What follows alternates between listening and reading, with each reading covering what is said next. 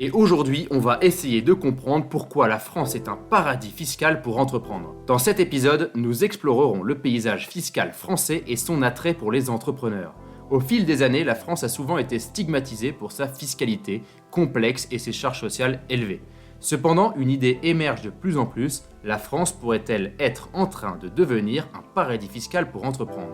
Dans cet épisode, nous allons examiner de plus près cette notion controversée, peser les avantages et les inconvénients de l'environnement fiscal français pour les entrepreneurs. La France est-elle déjà un paradis fiscal pour les entrepreneurs? C'est la question que nous allons nous poser. Et avant de commencer cet épisode, je vous remercie d'aller nous aider en continuant à vous abonner à notre chaîne et en mettant la note de 5 étoiles si vous appréciez son contenu. En effet, mettre la note de 5 étoiles nous permet d'être encore plus visible et donc de continuer à vous diffuser du contenu de qualité. Et aujourd'hui, j'ai l'honneur d'inviter Axel, banquier privé entrepreneur, qui va donc nous faire l'honneur de répondre à nos questions sur la partie fiscale pour les entrepreneurs. Bonjour Jérémy, merci pour l'invitation. Ça fait la troisième fois que je viens sur ce podcast et c'est toujours un plaisir. Et oui, ça fait déjà la troisième fois, Axel, donc c'est régulier et ça permet aussi de développer les connaissances des auditeurs. Avec plaisir. Alors, tout au long de cet épisode, on va expliquer les différentes possibilités pour l'entrepreneur quand vous vous lancez et quand vous lancez tout simplement votre entreprise. Déjà, il faut savoir que quand on veut se lancer, il y a plusieurs possibilités. Soit on passe par une auto-entreprise, une micro-entreprise, ça veut dire qu'on ne crée pas une société, soit on crée directement une société. Et on va regarder dans chaque possibilité les solutions pour optimiser sa fiscalité. On commencera donc avec la micro-entreprise et on ira voir par la suite le côté des sociétés. Et oui Jérémy, moi ce que je te propose, c'est qu'avant qu'on commence à parler de société, on peut parler éventuellement du régime fiscal, on va dire en France au global. Ce qui fait un peu sa mauvaise réputation, c'est qu'aujourd'hui en France, on a un taux d'impôt pour les personnes physiques en tant que salariés qui est assez impressionnant si on compare à nos voisins européens. On peut aller jusqu'à 45% en tranche marginale d'impôt sur le revenu. À cela, on peut rajouter la CEHR de 4%, ce qui fait qu'on peut être imposé à 49%.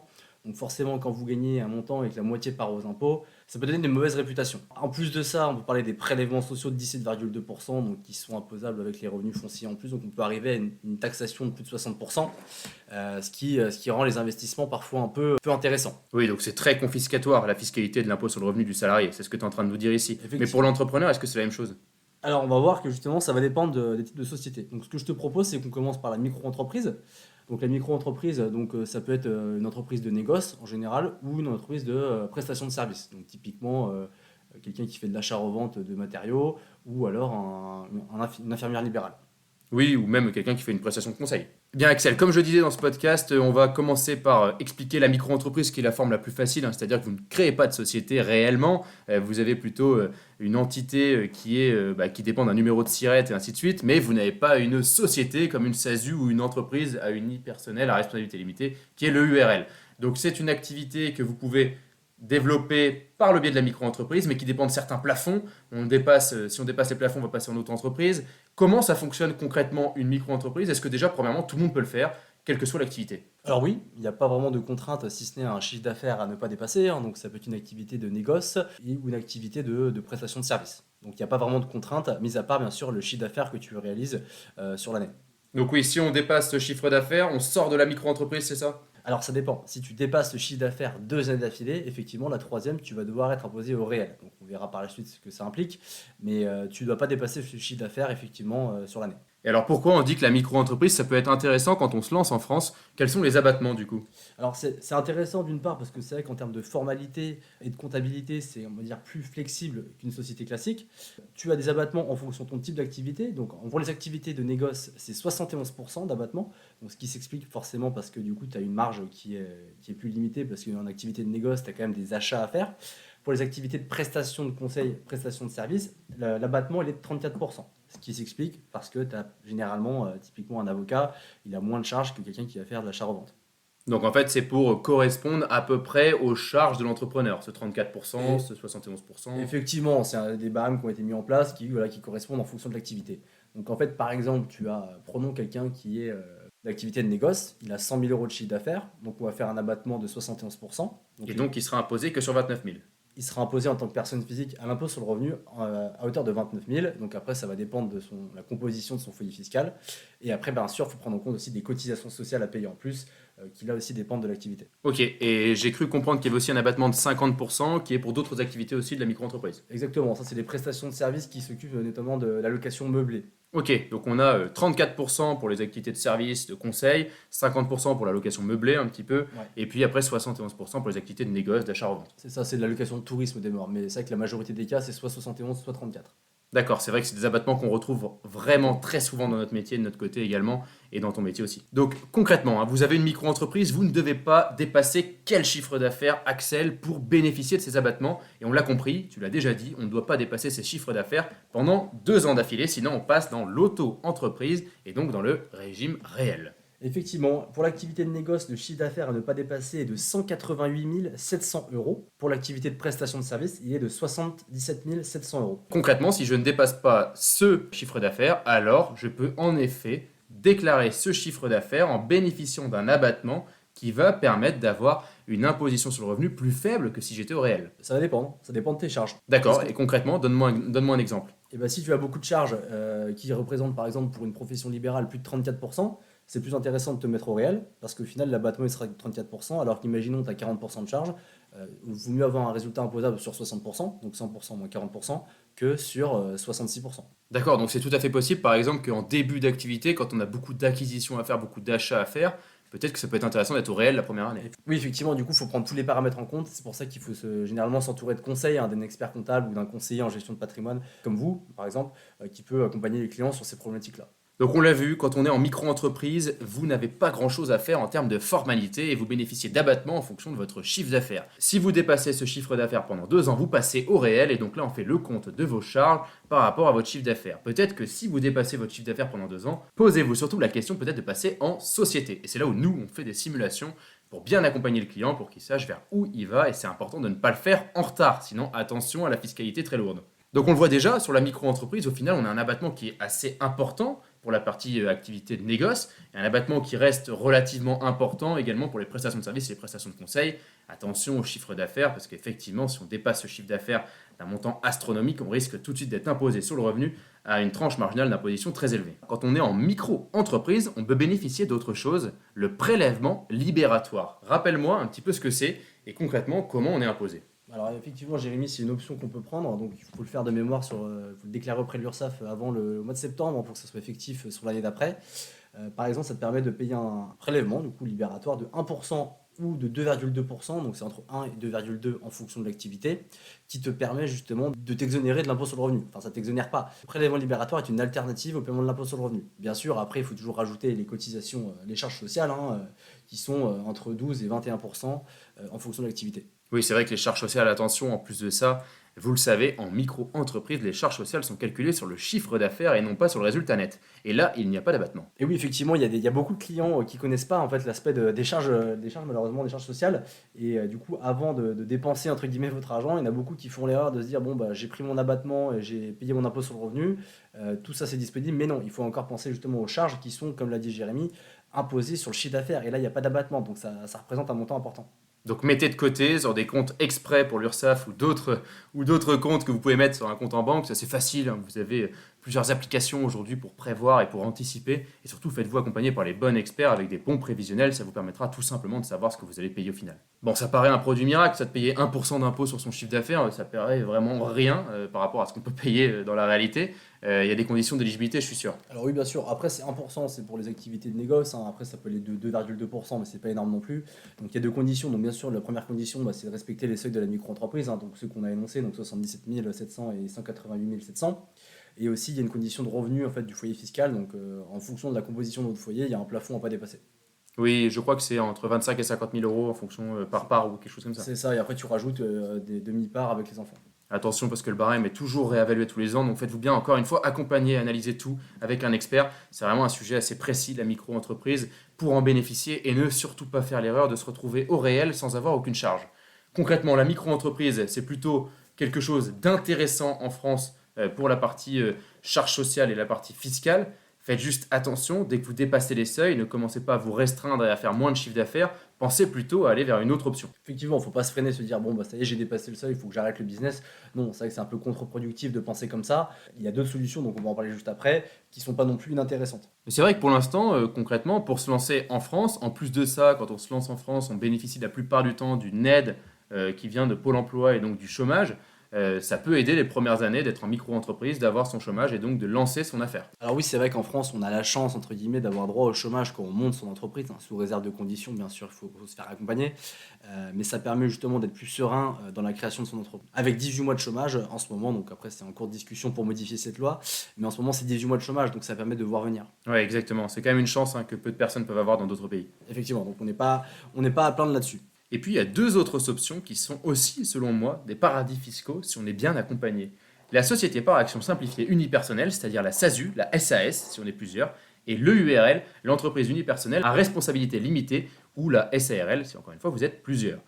Point important par rapport à ça, on va tout simplement parler de la mise en place d'une société. Donc là, cette fois-ci, il n'y a plus de chiffre d'affaires, il n'y a plus de dépassement de chiffre d'affaires. On parlera par contre de dépassement de bénéfices pour des impositions qui sont différentes en fonction du bénéfice. Mais là, vous pouvez faire le chiffre d'affaires que vous souhaitez et vous pouvez optimiser comme vous le souhaitez. Et surtout, j'ai une chose qui est très importante, quand vous êtes en micro-entreprise, pour moi, ça ressemble encore aux salariés, car tout ce que vous touchez va être imposé selon des abattements, alors qu'en société, vous encapsulez le chiffre d'affaires et ensuite vous décidez ce que vous distribuez. Alors oui, effectivement, ça laisse plus de liberté, mais par contre, il y a des pièges. Et on va voir, comme tu l'as dit tout à l'heure, c'est vrai que ça peut être un paradis fiscal, entre guillemets, si on est bien accompagné et si on fait les bonnes options. Mais on va voir que si tu es mal accompagné ou que tu fais des mauvais choix, tu peux vite te retrouver avec des charges qui sont énormes. Eh bien déjà, commençons par, entre la SASU et l'URL. Avant de parler de l'impôt sur le revenu, parlons des charges sociales. Quelle est la grande différence entre ces deux sociétés pour les charges sociales des personnes qui se rémunèrent? On va parler du gérant majoritaire, donc travailleur non salarié, TNS en EURL, VS, le président ou directeur général d'une société par action simplifiée unipersonnelle. Alors, en fait, il y a deux statuts à comparer. Donc, c'est le statut TNS, comme tu l'as indiqué, donc qui est le statut du gérant majoritaire de la SARL. Et tu as le statut de assimilé salarié, donc le président de SAS, ou alors gérant minoritaire de SARL ou EURL. Tout à fait, Excel, et donc la différence en termes de charges sociales. Et bien alors, c'est quasiment du simple au double, hein. Donc, pour un assimilé salarié, c'est environ 80%. Donc, imagine, tu te verses 100 000 euros, ça va coûter 180 000 euros à l'entreprise.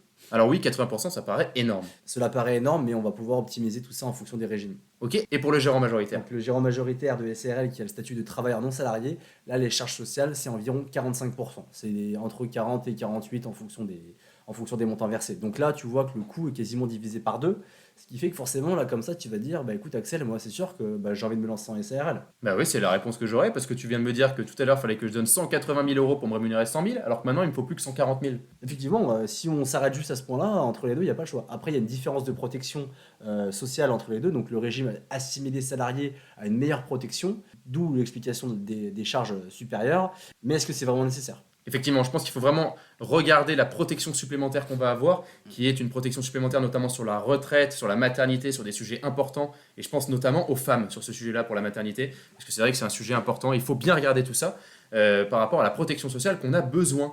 Donc si on a besoin d'une protection sociale plus importante, pourquoi pas aller vers une SASU avec un régime protecteur de l'assimilé salarié, VS le URL qui pourrait être moins protecteur. Mais j'ai envie de te dire aussi qu'on peut combler ça par une prévoyance et une mutuelle à côté, c'est bien ça? Bah, effectivement, en fait, il faut que tu calcules le coût de ta prévoyance et de ta mutuelle et des protections qu'elle t'apporte. Après, tu choisis en fonction de ce qui coûte le plus cher. Mais généralement, le statut TNS avec une mutuelle est quand même plus avantageux qu'une rémunération en SASU ou en SAS.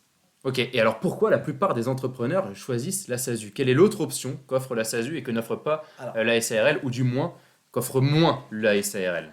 Alors c'est vrai qu'on n'a pas parlé tout à l'heure quand on parlait de l'imposition des personnes physiques, mais tu as ce qu'on appelle des dividendes qui sont imposés depuis 2017 ou 2018 de mémoire à la flat tax. Donc la flat tax c'est 30% d'imposition. Donc là, c'est vrai que ça peut être avantageux de se dire est-ce que je me verse que du salaire ou est-ce que je me verse pas des dividendes? Donc cette fois-ci, il me faudrait 135 000 euros pour avoir 100 000 euros? Alors Alors, presque, Jérémy, mais non. alors presque parce que du coup tu as l'impôt sur les sociétés, donc au final un salaire va te réduire ton impôt sur les sociétés, mais le dividende se paye après l'IS. Donc il faut faire tous les calculs. En revanche, dans la SARL, le problème c'est que si tu veux te verser des dividendes et que ça dépasse 10% du capital social, tu vas payer des cotisations dessus. Donc les 45%, tu vas les payer en plus sur tes dividendes. Ce qui n'est pas le cas pour la SAS. Donc c'est pour ça qu'en fait le choix entre les deux régimes est difficile. Ouais, c'est pour ça du coup qu'il y a vraiment un vrai conseil à avoir. Effectivement, en fait, il faut calculer différentes choses. Il faut calculer la rémunération que tu vas te servir donc en fonction de tes besoins, en fonction de la tranche marginale d'imposition de ton foyer. Ça peut être intéressant de se verser de la rémunération jusqu'à une hauteur, par exemple, de la tranche marginale à 30%, donc jusqu'environ à 30 000 euros net en fonction de ton foyer, encore une fois. Et le reste, tu peux te le verser en dividende. Le problème, c'est que si tu veux te verser un salaire jusqu'à 30 000 euros en SAS, ça va te coûter cher, mais tu pourras te verser des dividendes. Et en SARL, certes, ça va te coûter moins cher, mais pour verser des dividendes, si tu n'as pas un capital social hyper élevé, ça va te coûter aussi cher. Donc en fait, le bon mix des deux, la plupart du temps, c'est d'avoir les deux. Est-ce que c'est possible d'avoir les deux? Alors oui, c'est possible d'avoir les deux, Jérémy, avec la création tout simplement d'une holding. Donc la holding, ça peut être une forme sociale, par exemple SAS. Donc c'est-à-dire qu'en dessous, tu auras ta SARL qui va permettre de verser un salaire aux dirigeants, donc avec une charge, on va dire, assez limitée parce que c'est 45%, qui va venir réduire ton résultat imposable. Et après, tu pourras faire remonter tes dividendes de la SARL vers la holding en SAS par ce qu'on appelle le régime mère-fille. Donc ce régime mère-fille permet justement de réintégrer les dividendes d'une société fille. Donc là, la société fille, ce sera la SARL. On va réintégrer une quote-part de 5%. Donc imaginons que tu as 100 000 euros de dividendes, tu veux te les verser en SARL, ça va te coûter du coup 100 000 euros avec 45% de charge en plus. Oui, plus le PFU. Plus le PFU, donc le montant est important. Alors que si tu les réintègres à ta holding, donc tu vas réintégrer 5%, c'est un peu technique, hein. Tu vas réintégrer 5%, donc 5 000 euros sur ta holding à l'IS qui est à 15% jusqu'à 42 500 euros, ce qui fait que ton imposition globale, elle sera de 0,75%.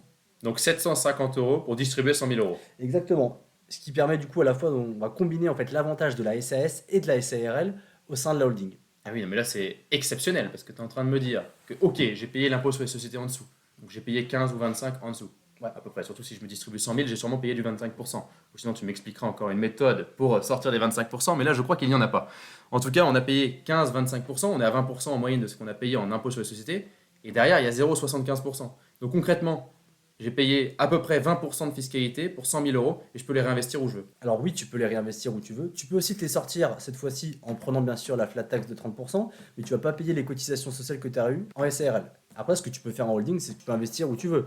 Tu peux investir dans un contrat de capitalisation, tu peux investir dans une SCI. Donc, si tu veux faire de l'immobilier locatif plutôt que de le faire à titre perso, tu peux le faire au travers de la SCI avec la holding, donc qui va faire un virement simplement sur le compte de la SCI.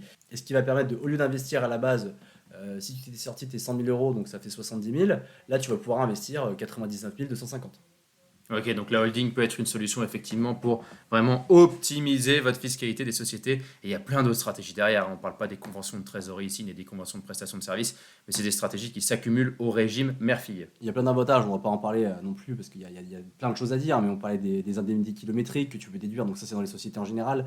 Il y a les chèques CESU, les chèques vacances, la mise en place d'un PUI PERCO, ce qui permet en fait de faire de la charge sur la société et de sortir sans payer la flat tax. Donc on a vraiment un moyen d'optimiser son chiffre d'affaires et sa rémunération quand on est en société. Effectivement, comparé à un salarié où au final tu n'as aucun choix, ou alors on va en parler juste après, il y a peut-être une possibilité, comparé à un salarié, tu peux choisir. Le salarié, lui, il reçoit son revenu, il y a l'impôt sur le revenu qui arrive et il peut rien faire. Alors que là, le chef d'entreprise, l'entrepreneur, il peut optimiser en fonction bien sûr de son train de vie et sortir seulement ce dont il a besoin et justement pour optimiser sa rémunération. Et oui, et c'est vrai que je vois beaucoup d'entrepreneurs, moi, que je rencontre aujourd'hui au quotidien et qui me disent je me verse 4 000 euros par mois depuis 20 ans.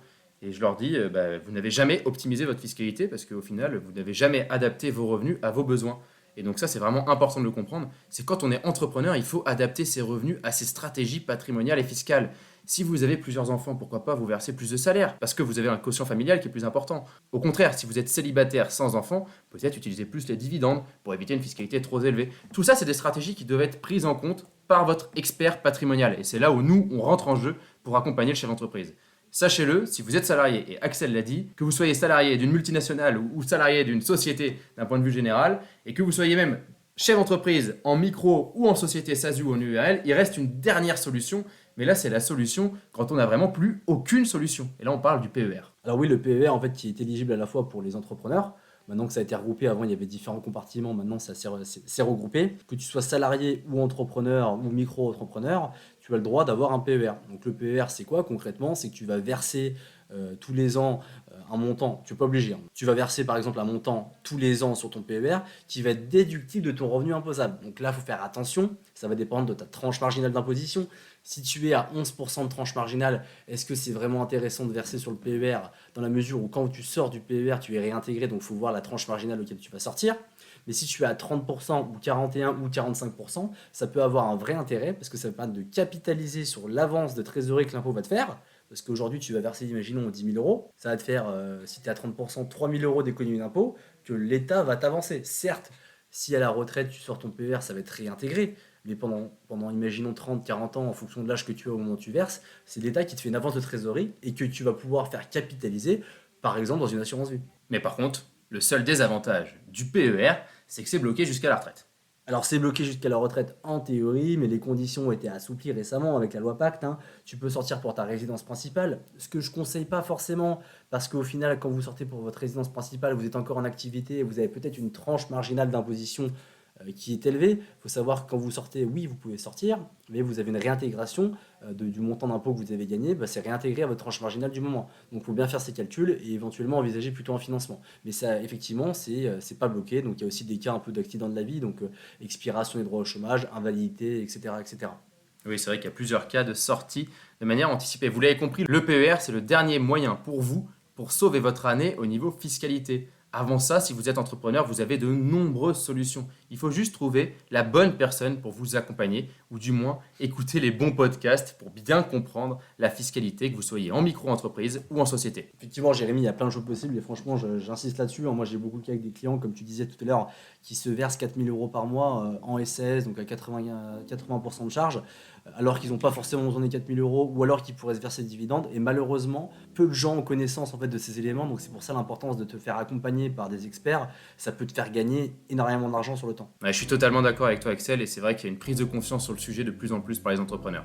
Un bon expert et un bon accompagnement rapportent beaucoup d'argent sur le long terme. En conclusion, vous l'avez compris, quand vous êtes entrepreneur, il existe un paradis fiscal en France, oui, pour les entrepreneurs, mais vous devez en prendre conscience. Et pour en prendre conscience, soit vous faites énormément de formations par vous-même et vous commencez à développer vos connaissances et votre expérience dans ce domaine, soit vous faites appel à des experts sur ce sujet-là qui vous rapporteront beaucoup d'argent, que ce soit en coût fiscal, en coût social, en coût juridique ou même en termes de placement financier. Et si vous avez apprécié ce podcast, n'hésitez pas à nous mettre la note de 5 étoiles sur Spotify, Apple Podcast ou Deezer. Et surtout, si vous nous écoutez et que vous n'êtes toujours pas abonné, alors cliquez sur le bouton abonné. Et pour aller plus loin, vous pouvez aller écouter notre épisode 65, découvrez 5 solutions pour réduire votre impôt. Si vous souhaitez prolonger la discussion, alors vous pouvez directement prendre contact avec nous sur notre site bonnetdoyenconseil.com. C'était Guillaume Bonnet et Jérémy Doyen et nous vous remercions pour votre écoute. À bientôt pour un nouvel épisode.